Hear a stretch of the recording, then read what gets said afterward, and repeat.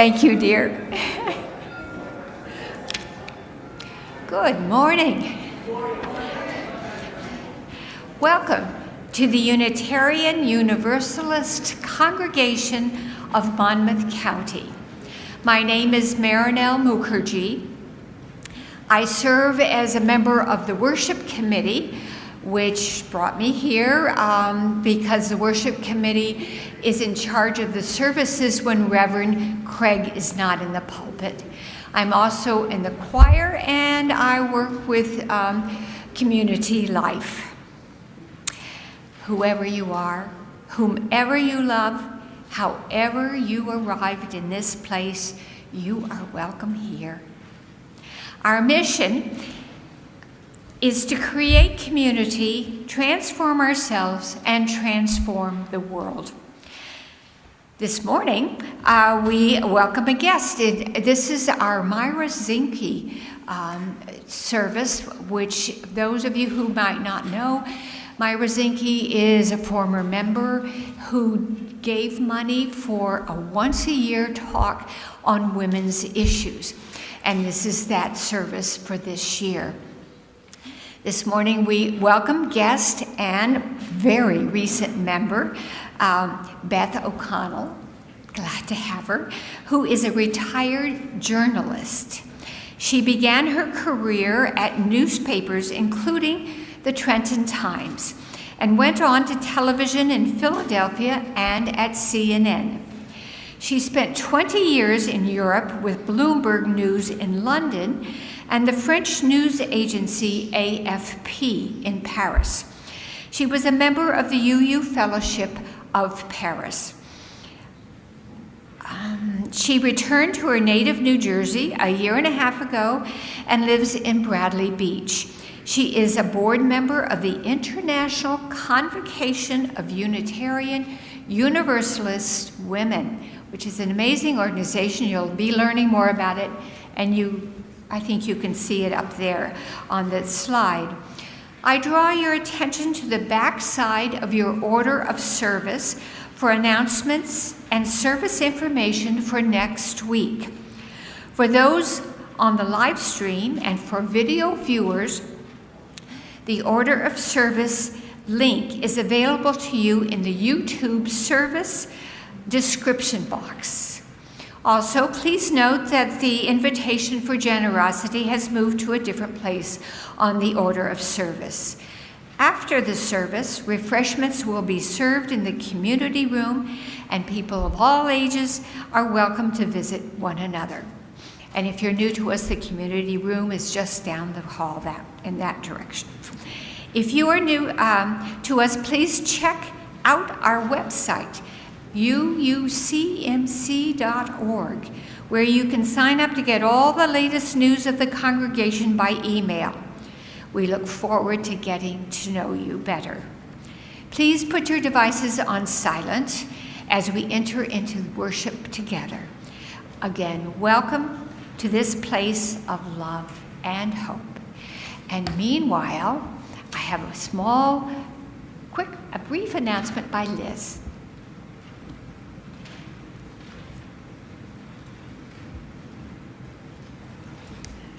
On behalf of the music committee and the entire congregation, I want to thank Brian Gilmore for being our guest pianist today on very short notice.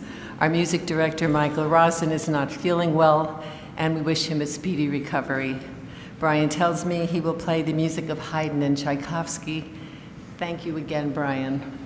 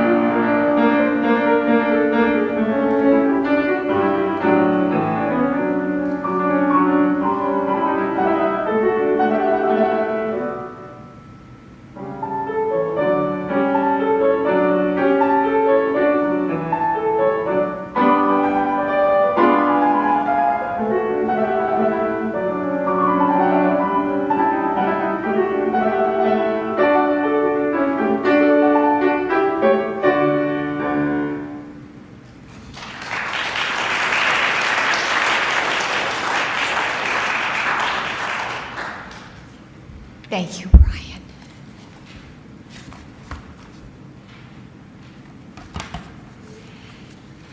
The word fundamentalist has been co-opted and normally refers to people and ideas who adhere strictly and literally to scripture of their own religion, a sense of rigidity and exclusiveness. I'm going to share words by Charles Thomas called "We Are the Fundamentalists." We are the fundamentalists, not those who claim the name, but those of us who believe in human rights for everyone, who believe in fundamentals of fairness, equality, equity, who believe in recognizing injustices of past, of present, and being accountable for ending them, who believe in restoring and maintaining the environment, who believe in working toward peace, toward freedom for all. Yes, we are the fundamentalists.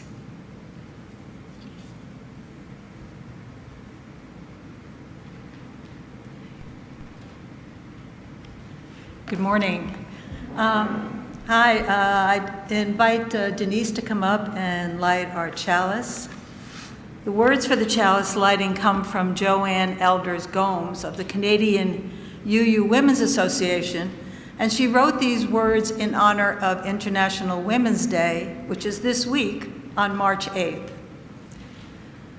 We light this flame for the women who make change, for the first women who created the world and its beings, for the crones who guide us through the evolving present, for the mothers and aunties who care for new lives and old spirits, and for the girls and young women who invent different ways of being.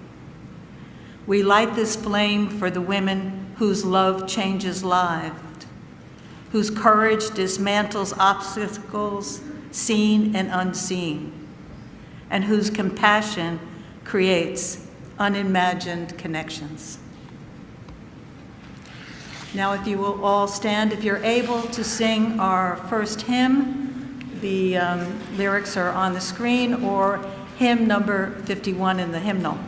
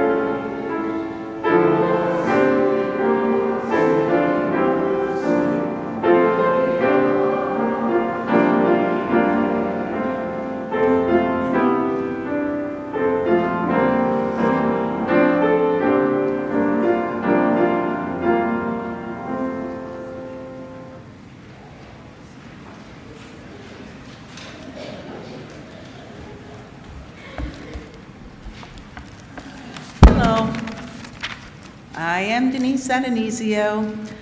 I'm a member of Family Ministry and a teacher and a member of COCOM.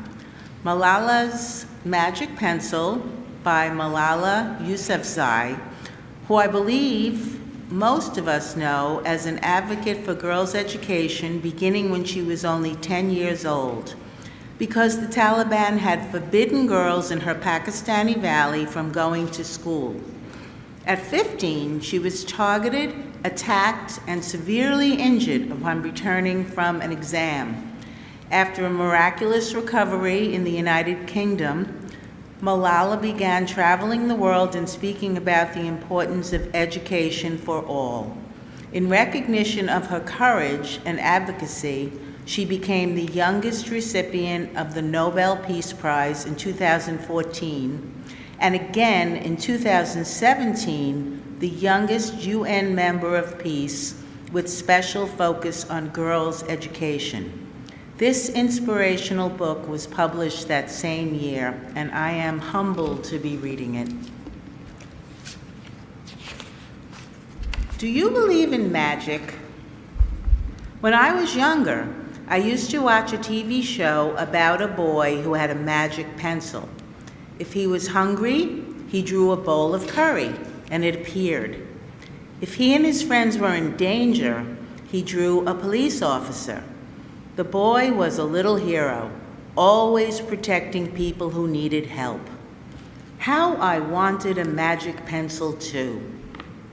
If I had a magic pencil, I would use it to put a lock on my door so my brothers couldn't bother me, stop time so I could sleep an extra hour every morning, erase the smell of the trash dump near our house. And I would use it to make other people happy. I would draw the most beautiful dresses in the world for my mother, the best buildings in the valley for my father so he could open many schools where children would study for free. A proper ball so my brothers and I no longer had to play with an old sock stuffed with rubbish. Every night before I went to bed, I wished for a magic pencil of my own. And every morning I would wake up and check my cupboard, but the magic pencil was never there. One day, I was throwing away potato peels and eggshells at the dump. I was wrinkling my nose, swatting away flies, and making sure I didn't step on anything dirty in my nice shoes when I saw a girl about my age sorting trash into piles. Nearby, boys were fishing for metal scraps using magnets on strings. When my father returned home from work, I told him what I'd seen. It made him sad. "Abba," I said. "Yes, Johnny," he said back. I always liked when he called me dear one. "Why haven't I seen that girl in my class?" "Because," he said, but he didn't finish right away. "Because, Johnny, in our country, not everyone sends their daughters to school, and some children must work to support their family. Those boys will sell the metal scraps they find. If they went to school, their families would go hungry. School was my favorite place, but I had never considered myself lucky to be able to go. My father had always said, 'Malala will live free as a bird.' Now I wondered how free I'd truly be." That night I thought about families who didn't have enough food, and the girl who couldn't go to school, and even about how when I was older, I would be expected to cook and clean for my brothers, because where I came from, many girls weren't allowed to become what they dreamed of. I knew then that if I had a magic pencil, I would use it to draw a better world, a peaceful world. First, I would erase war, poverty, and hunger. Then I would draw girls and boys together as equals. Over the next few years, instead of wishing for a magic pencil every night, I worked hard in school every day.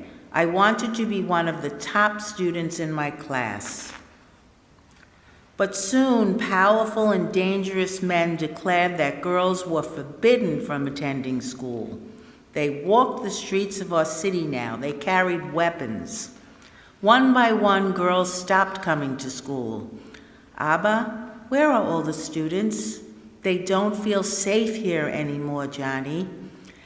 How could a few men stop all the girls in our valley from going to school?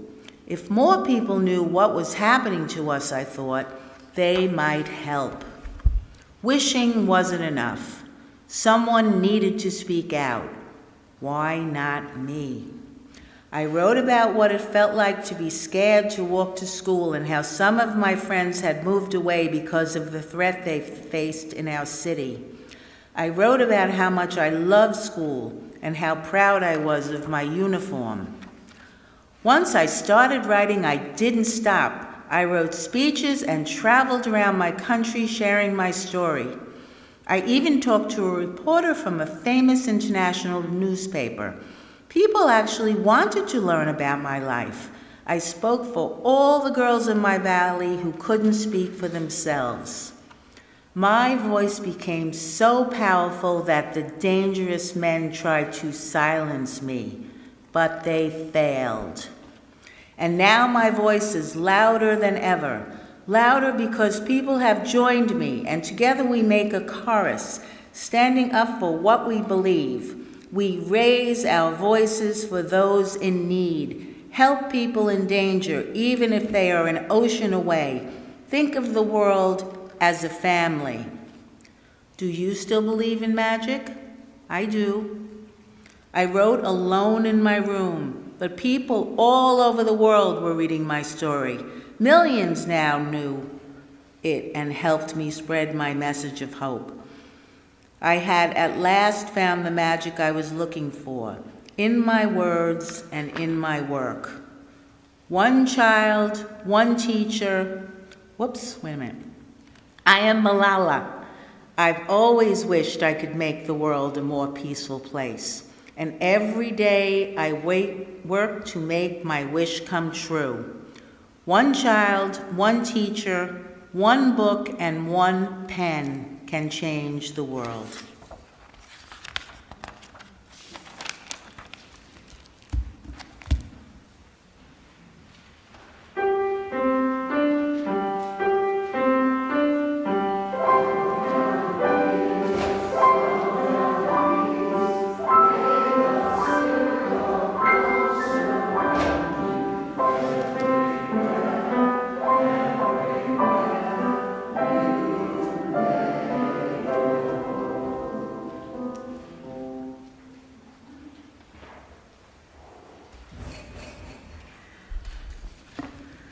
Well, first of all, I want to thank you, UUMC, and Myra Zinke for this opportunity to speak with you this morning about the work of the International Convocation of Unitarian Universalist Women. So let's start in 1995 in Beijing, China. There was a United Nations World Conference on Women, and one of the speakers was then First Lady Hillary Clinton. And she famously declared at the conference, "Women's rights are human rights, not separate." The Chinese have a saying, "Women hold up half the sky." We're talking about the rights of roughly half of humanity, the rights of women everywhere in all their diversity, including those who identify as women.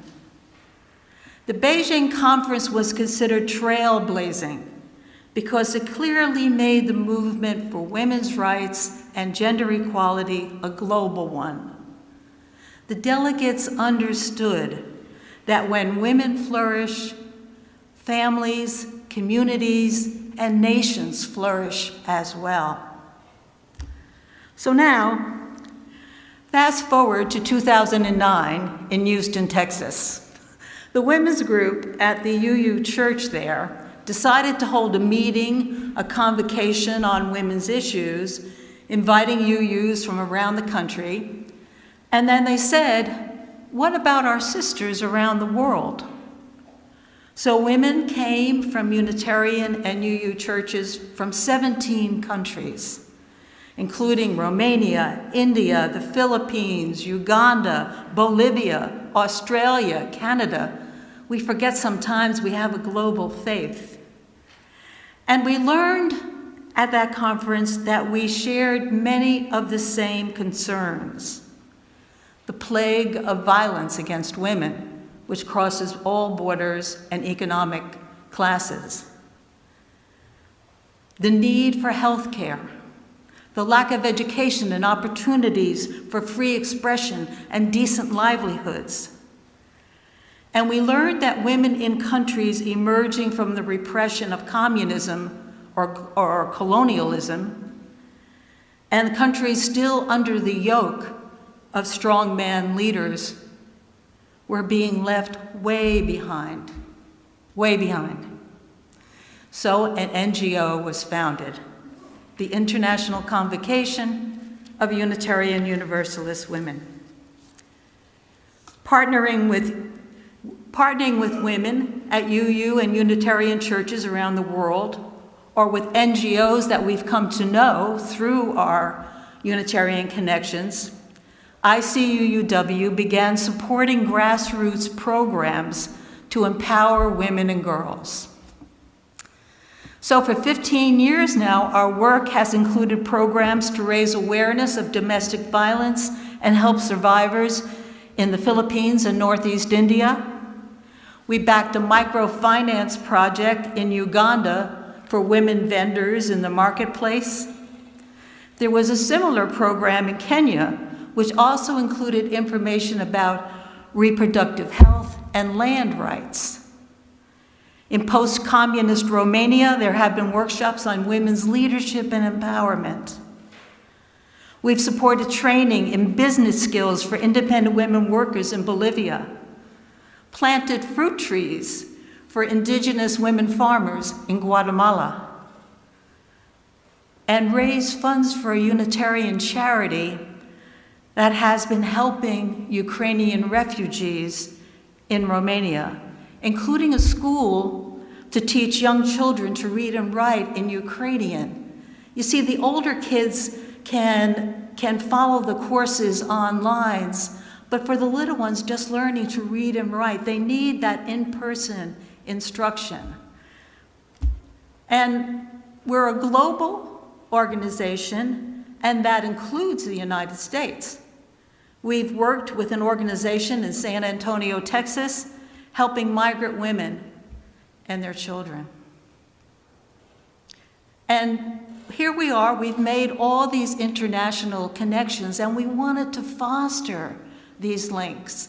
So now, we host twice a month, the second and fourth Tuesday of every month, an international gathering on Zoom, where women, UUs from around the world and around the country come together, and we discuss a different topic each time.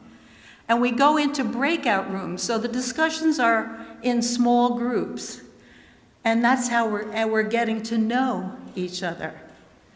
And then last September, we had our 4th International Convocation in Transylvania, which was co-hosted by the Hungarian Unitarian Church. And the thing that I enjoyed the most about it was that I got to meet in person the women that I've come to know online. So, speaking about these global connections brings me to some other work that we do, which is advocacy for women's rights at the United Nations. You take any social problem, poverty, climate change, discrimination, and it disproportionately affects women and girls.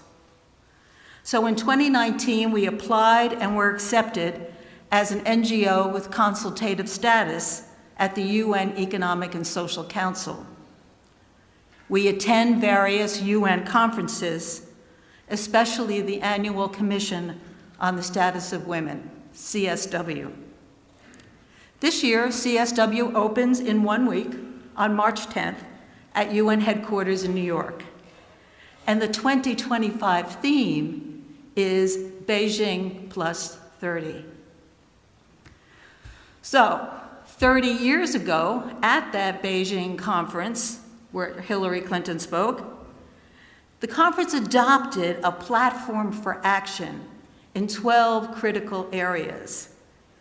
And what progress has and has not been made since then is what will be reviewed at CSW this year. The Department of UN Women organizes CSW. And here's some of what they've gathered so far. Okay, progress. 193 countries have passed laws to eliminate violence against women. That compares to just 12 in 1995. There are bans against discrimination in employment in nearly every country. In peace building, there are 19 national action plans on women, peace, and security. In 2010, today there are 112. But on the other hand, more women live in conflict and crisis. UN Women cite, for example, the year 2023, when there were more than 170 armed conflicts in the world, and 612 million women and girls lived within 50 kilometers of these conflicts. Violence against women continues, especially during conflicts, using rape as a weapon of war, and during crises like the COVID pandemic. And today there are new forms of attack and harassment emerging through digital technologies. Almost 10% of the world's women and girls remain stranded in extreme poverty. Okay, in another area, women's participation in politics has more than doubled, from 11% to 27%, though that's still far from parity. And 123 countries have never had a woman head of state. Sound familiar? Regarding our country, ICUUW is part of the U.S. Women's Caucus at the UN. The caucus is a group of NGOs involved in women's issues, and we band together to lobby the U.S. mission to the UN and other U.S. delegations. Members of the caucus have written shadow reports on the 12 issues identified in the Beijing Action Plan. So, how are women in the U.S. doing 30 years later? Okay, let's take, for instance, the area of women's health. The U.S. has achieved none of the Beijing objectives in this area. Women and girls in the U.S. still face multiple challenges to exercise their right to health. Those challenges are due to unequal access to health care. As some of you know, I lived and worked in France for 18 years. There's national health there. Everyone has access to health care. Another challenge, reproductive health and abortion rights, especially after the overturning of Roe versus Wade. And this one really surprised me. Maternal health. The U.S. has the highest maternal mortality rate of any high-income country. That's comparing us to Japan, Canada, Western Europe, the highest. In another area, women's legal rights, we've seen some progress. The United States has endorsed international documents that embody women's rights, such as the Universal Declaration of Human Rights, the International Convention on the Elimination of All Racial Discrimination, the UN Security Council Resolution 1325 on Women, Peace, and Security, the UN Sustainable Development Goals which include number 5, gender equality. But the United States is one of only 7 UN member states that have not ratified the Convention on the Elimination of All Forms of Discrimination Against Women. And the Equal Rights Amendment to the Constitution is still in limbo. We women can look at our lives and the lives of our sisters and daughters and friends and see that we have made progress. Our voices are stronger, our actions more effective, but there is still work to do, holding up half the sky. And yes, I thought about people who identify as non-binary, and that brought me back to where I started. Women's rights are human rights. The struggle for women's rights is part of the global movement for equal rights that includes all of humanity. I invite all of you, women, men, non-binary, who want to work for human rights, who care about our global faith, to support what ICUUW does. Even go to our website and become a member.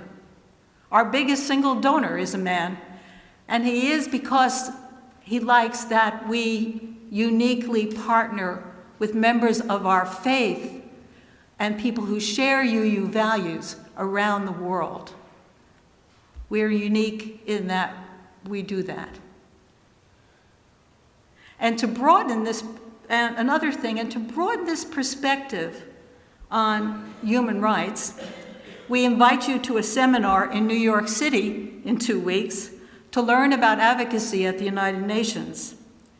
ICUUW is hosting a 2-day seminar, March 15 and 16. You can register for Saturday or Sunday or both days. And the link to register is on our website and also in the e-blast. I thank all of you for listening and for the opportunity to let you know that there are UUs focusing on gender equality. Let me end as Hillary Clinton did her speech in Beijing, calling for action and honoring those who do the work. She said, "Let us heed the call so that we create a world in which every woman is treated with respect and dignity. Every boy and girl is loved and cared for equally. And every family has the hope of a strong and stable future. God's blessings on you, your work, and all who will benefit from it."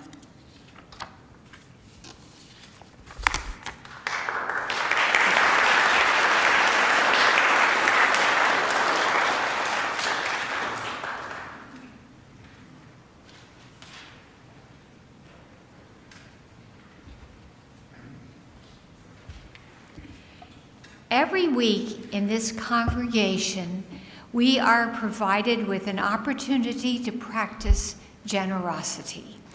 This is your invitation to contribute to the well-being of our congregation and to our social justice partners through the good works of organizations which receive half the monies collected each month.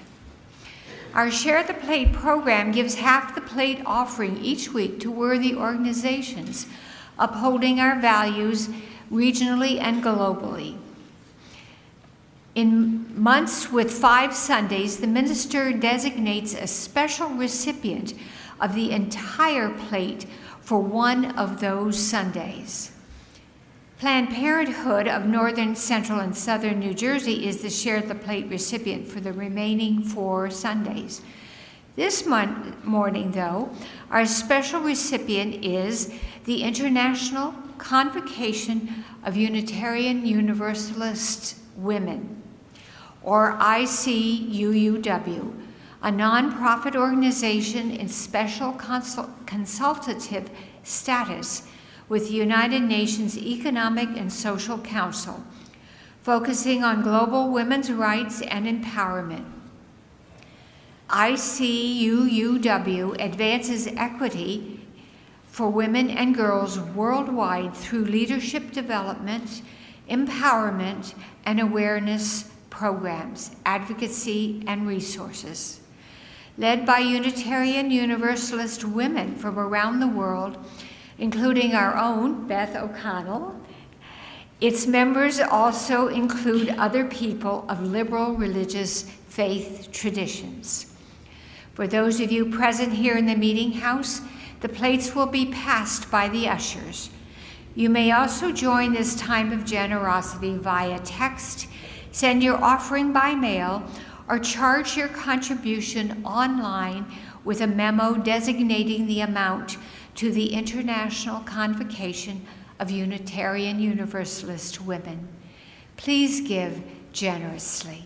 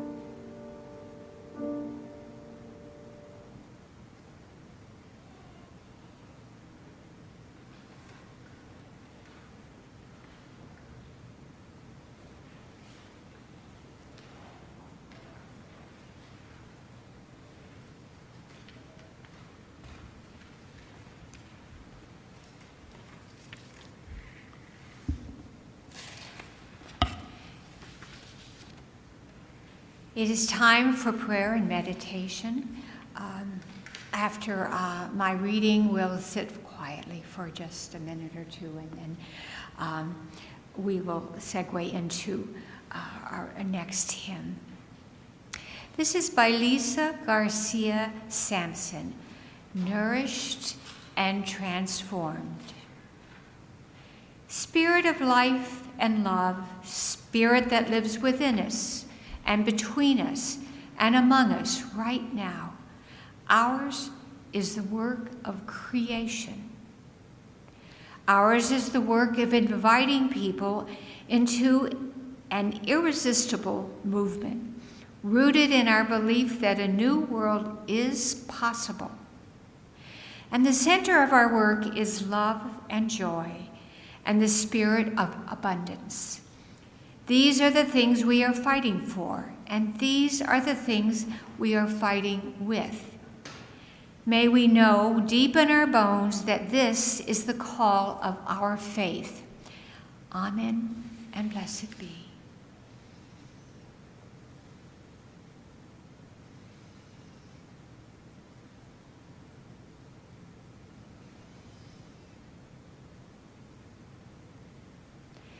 And now I invite you to stand if you're willing and able and join us in hymn 121, We'll Build a Land. We'll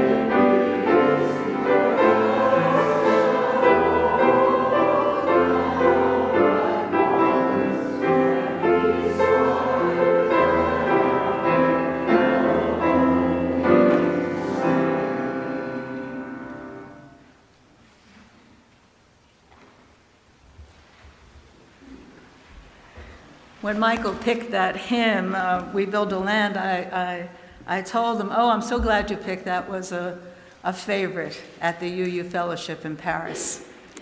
So, come build a land, right. Okay, so for our blessing, I'd like to read a blessing for International Women's Day. It's written by the Reverend Kate Dean of the Roslyn Hill Unitarian Chapel in London. May we be blessed by the presence of the women in our lives.